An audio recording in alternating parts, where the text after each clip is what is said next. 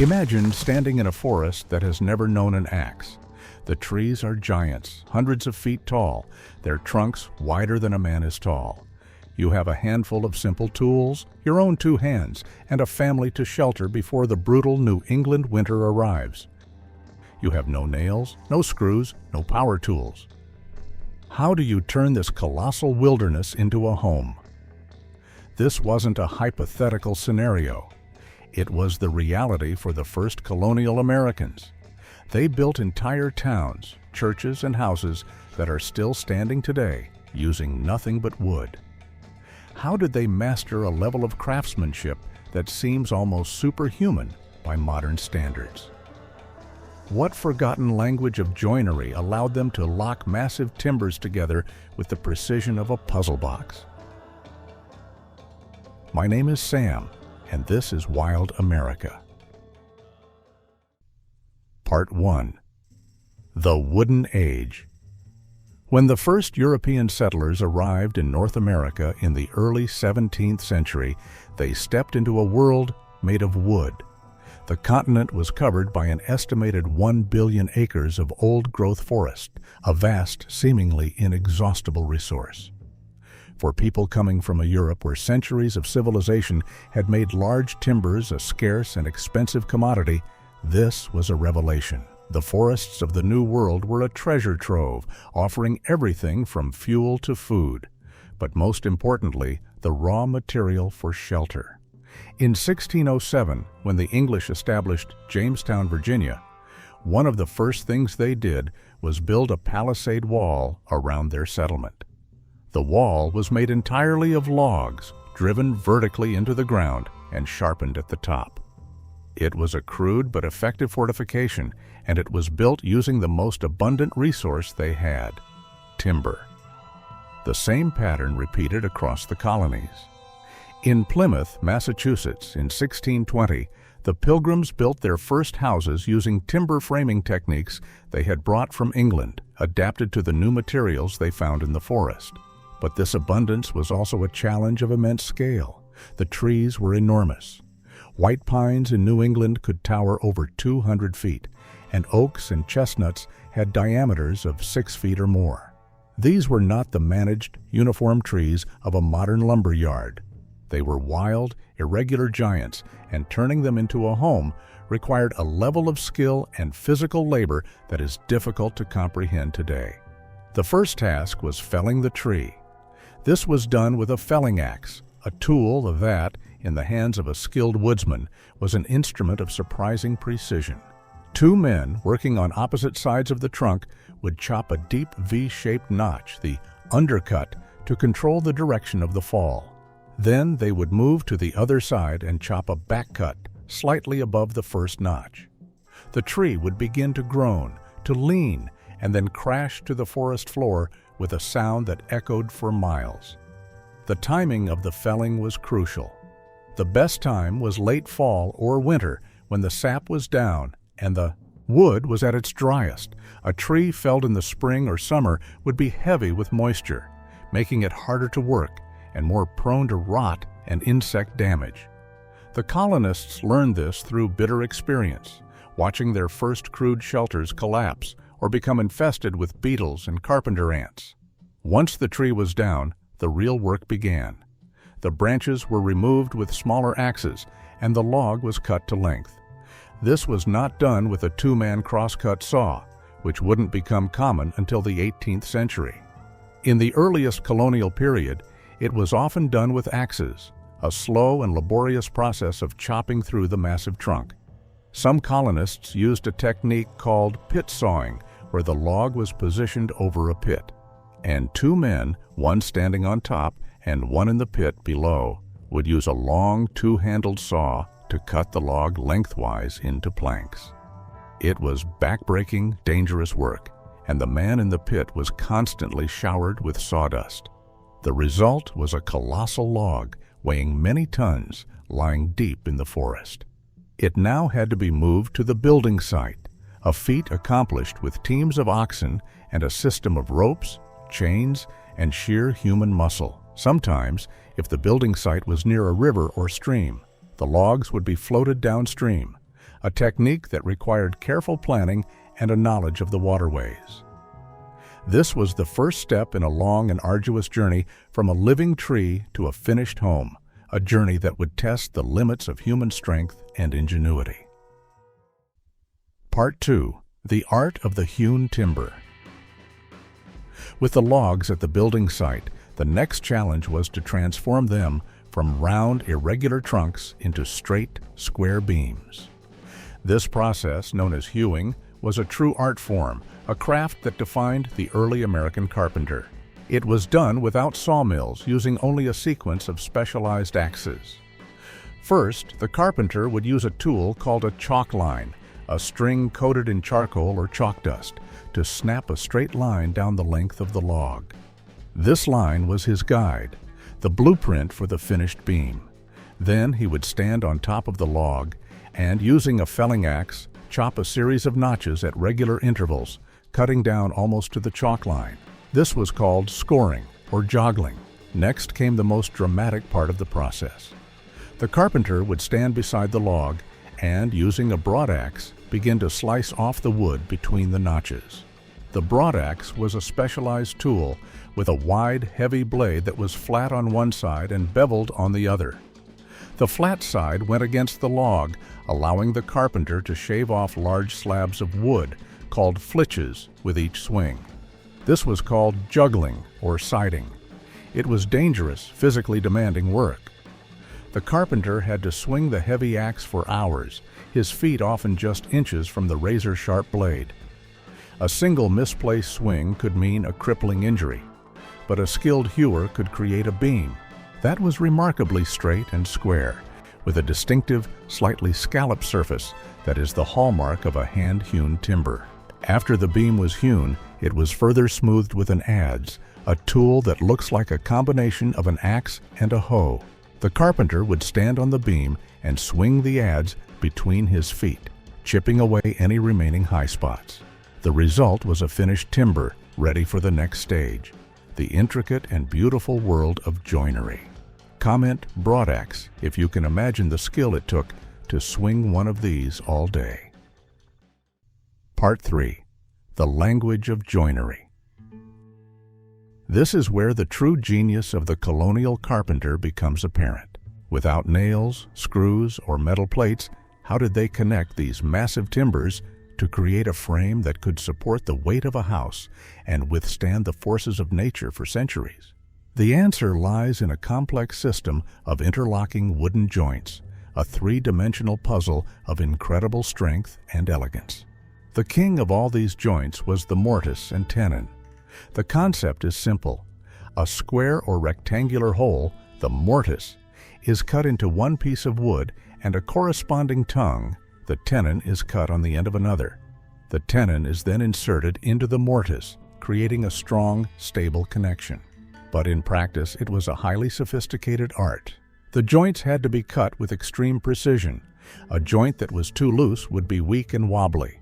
A joint that was too tight could split the wood as it was driven together. The carpenter used a variety of tools to create these joints: augers to drill out the bulk of the wood in a mortise, and a series of sharp chisels and mallets to carefully pare the sides until the fit was perfect. Once the joint was fitted, it was locked in place with wooden pegs, also called tree nails, a corruption of trunnels. These were not simple dowels. They were hand-carved from a strong, dry wood like oak or locust, often slightly octagonal or square in shape. The carpenter would drill a hole through the mortise and the tenon, but the holes would be deliberately offset by a tiny fraction of an inch. This technique, called draw boring, meant that as the tapered peg was driven through the offset holes, it would pull the shoulder of the tenon tight against the mortise, creating an incredibly strong, pre-stressed joint that would only get tighter over time as the wood aged. There were dozens of variations of the mortise and tenon joint, each with a specific purpose: through tenons, blind tenons, tusk tenons, and wedge tenons. There were also other types of joints, like the dovetail, used to connect plates at the corners of the building, and the scarf joint, used to join two timbers end to end to create a longer beam. It was a complex language of wood, a system of knowledge passed down through generations of craftsmen. Comment "draw boring" if you're impressed by this simple but ingenious technique. Pattern. Interrupt, but here's the problem nobody talks about. We romanticize this craftsmanship, but we forget the cost. Iron was so scarce and valuable in the early colonies that when a family moved, they would sometimes burn their house down just to recover the handful of nails used in its construction. Laws had to be passed to prevent this. The reliance on wooden joinery wasn't just an aesthetic choice. It was a necessity born of extreme scarcity. Every nail, every hinge, every piece of metal had to be imported from England at enormous cost, or forged by a local blacksmith, a highly skilled and expensive artisan. This meant that everything had to be designed to be built with wood alone. Doors were not hung on metal hinges, but on wooden pintles. Floorboards were not nailed down, but held in place by their own weight and tongue and groove joints. The entire structure, from the massive foundation sills to the delicate window muntins, was a testament to a world where wood was abundant and iron was more precious than gold. Part 4. Raising the frame. With the timbers cut and the joints painstakingly carved, the next step was the most dramatic and dangerous part of the entire process: the house raising. The frame was too heavy for a single family to lift. This was a community event, a time when neighbors from miles around would gather to help a new family raise their home. The frame was assembled on the ground in sections called bents. A bent is a two-dimensional cross-section of the frame, consisting of two posts, a connecting tie beam, and braces. Once a bent was assembled and all its joints pegged, the entire community would gather around it. Under the direction of the master carpenter, the men would use long poles with spikes on the end, called raising pikes, to slowly and carefully walk the massive bennet from a horizontal position to a vertical one. It was a moment of extreme tension and danger. The bent weighed thousands of pounds, and if it were to slip or fall, it could crush anyone in its path.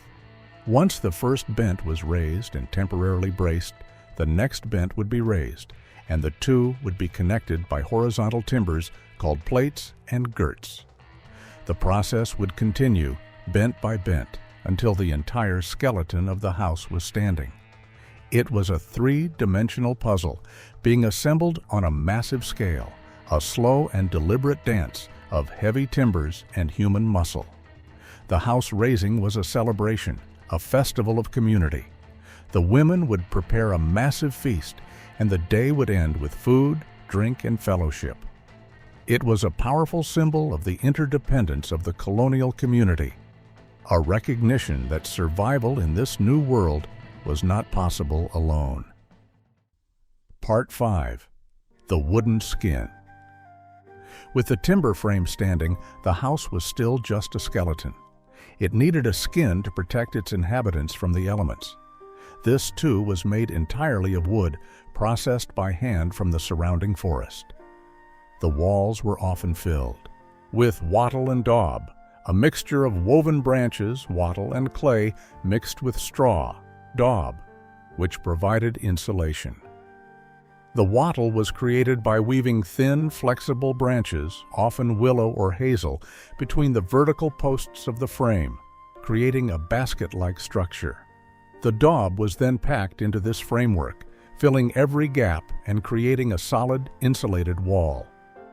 In some regions, particularly in areas where clay was scarce, the colonists used brick nogging, filling the spaces between the timbers with bricks laid in a herringbone or other decorative pattern. This was more expensive and labor-intensive, but it provided superior insulation and fire resistance. The exterior was then covered with clapboards. These were not the thin, uniform boards we see today. Colonial clapboards were split or riven from logs of straight-grained wood like oak or cedar. The carpenter would use a tool called a froe, a long L-shaped blade, and a wooden mallet to split thin boards from a section of log. This method followed the natural grain of the wood, creating a board that was incredibly strong and resistant to warping. The clapboards were typically 4 to 6 feet long, 4 to 6 inches wide, and tapered from about 1 inch thick at one edge to 1/4 inch at the other. They were overlapped like scales on a fish, creating a weatherproof barrier that shed water away from the frame. The roof was covered with wooden shingles, also split by hand with a froe. These were laid in overlapping courses, creating a waterproof barrier that could last for decades. A skilled craftsman could split hundreds of shingles in a day, each one carefully shaped to ensure a tight fit. The shingles were attached to the roof frame with wooden pegs, or in later periods with hand-forged iron nails, which were so valuable that they were carefully counted and accounted for. Even the nails used to attach the shingles were often made of wood, carefully carved from a hardwood like locust. The windows were another marvel of wooden craftsmanship. In the earliest colonial period, glass was prohibitively expensive, and many houses had no windows at all, or only small openings covered with oiled paper or thin sheets of horn to let in light while keeping out the wind. As the colonies prospered, glass became more common, but it was still a luxury. The window frames, called sashes, were made entirely of wood, with delicate wooden bars called muntins holding the individual panes of glass in place. Creating a window sash was a full day's work for a master joiner, requiring precise measurements, careful joinery, and an understanding of how the wood would expand and contract with changes in humidity. The doors were similarly complex. They were made from thick planks, often held together with wooden battens and hung on wooden pintles, a type of hinge made from a wooden pin that fit into a socket carved into the door frame. The latch was a simple wooden bar that dropped into a slot, operated by a leather thong that passed through a hole in the door. It was a system that was entirely functional, entirely made of wood, and entirely dependent on the skill of the craftsman. The final result was a house that was a complete expression of the forest. Every part of it, from the massive posts and beams of the frame to the delicate shingles on the roof, came from the trees that grew on the land. It was a living structure, a partnership between the skill of the craftsman and the natural properties of the wood. It expanded and contracted with the seasons. It breathed, and it aged with a grace and beauty that modern houses rarely achieve. These houses were not just shelters, they were monuments to a lost world of craftsmanship, a time when the connection between a person, their tools, and the natural world was intimate and profound. The floors were made of wide planks, often 18 to 24 inches wide, hewn from massive trees and laid directly on the floor joists. They were not nailed down, but held in place by their own weight and by tongue and groove joints cut along their edges. Over time, these floors would develop a rich patina, worn smooth by generations of footsteps, each board telling a story of the life lived within those walls. Comment house raising if you would have wanted to be a part of one of these community events. Part 6. The Legacy of the Wooden House. The era of the timber-framed house, built entirely with wood joinery, began to fade in the mid-19th century with the advent of the Industrial Revolution. The mass production of cheap machine-cut nails and the development of steam-powered sawmills that could quickly produce dimensional lumber made the old ways obsolete. A new method, balloon framing, using light 2x4 studs nailed together, allowed houses to be built faster and with less skilled labor. But the legacy of the colonial carpenter endures. The houses they built are still with us, hundreds of years later, a testament to the strength and durability of their methods. They stand in the towns and villages of New England, their hand-hewn timbers as strong and true as the day they were raised. They are a tangible link to our past, a reminder of a time when survival depended on skill, community, and a deep understanding of the natural world.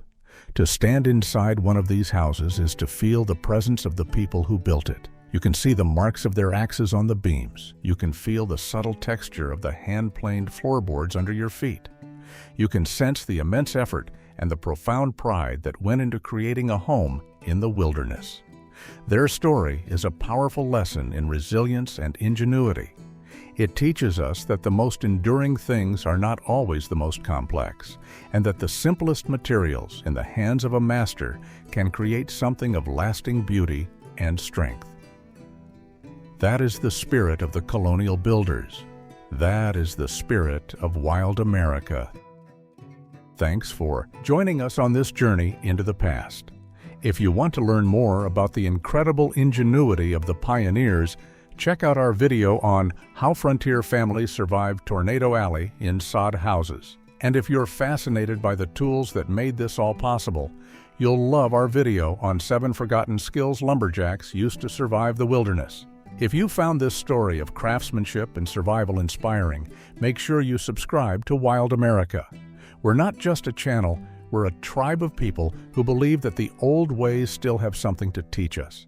Hit that subscribe button and ring the bell, because every week we bring you stories of grit, innovation, and the unbreakable human spirit that built this nation.